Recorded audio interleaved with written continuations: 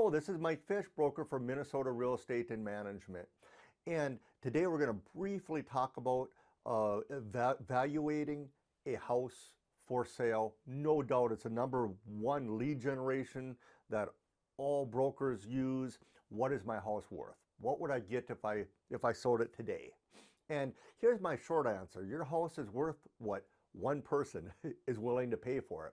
And hopefully that's the highest and best buyer. So I want to start by saying that there is a huge difference in seller agents and their philosophy. I mean, I honestly got solicited just about a week ago for a continuing ed class that was basically all about how do you beat sellers up and get them to sell their house for less, right?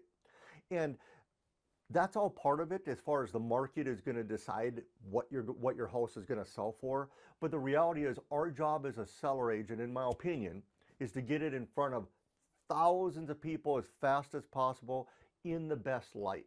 But I do want to talk a little bit about that valuation. There's different options we use, different things we use. The reality is I pride myself in being probably the most, if not one of the most aggressive seller agents in the area. I don't argue with sellers about what they want for their house, but my job is to do a broker price opinion and give them perspective on most likely the range that property is going to sell for.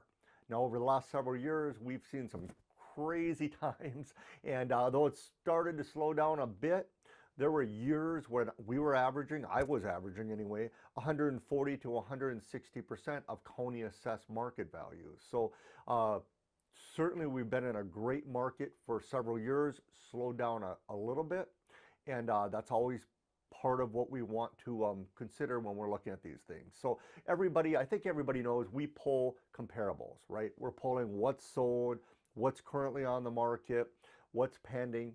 But I always say the reality is if you want to sell your house today, that price is going to be dictated by the house down the road, right? If there's another house that's as good or nicer for a lower price, that one's going to sell first, right? But pulling those comparables are important. We're going to dive just a little bit deeper into that, right? When we're looking at this, we're considering the lake, right?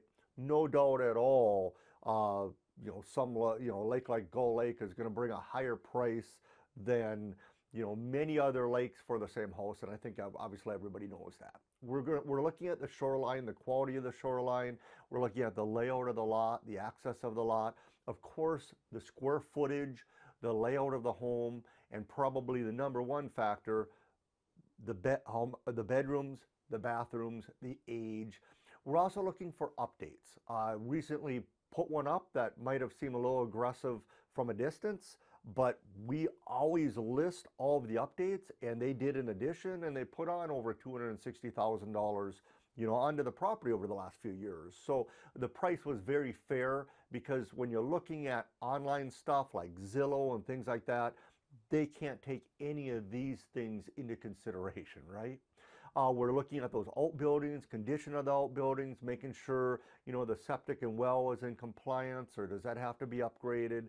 And we're looking for any unique features that make the property stand out. The curb appeal certainly does, go into that too. So lots of factors go into it. I always say, we'll put up a house. We're going to try to get the absolute most money possible. The market, to some extent, is going to dictate that. And the anchor is that appraisal. Because we do intend to be more aggressive in going up and on and trying to get a higher price. There are times when we've got things where that appraisal doesn't come in at the price, and then we're negotiating and making sure that we can still close a deal.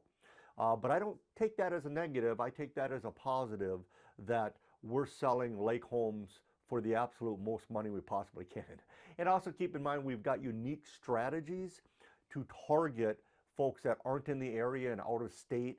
A large percentage of our traffic is from out of state. I've sold several homes to people in California, for example, over the last few years, and they've got a very different perspective when it comes to pricing, because they can't get a townhome for less than $500,000 back home. And they see a lake home and they're like, whoo, that's a deal.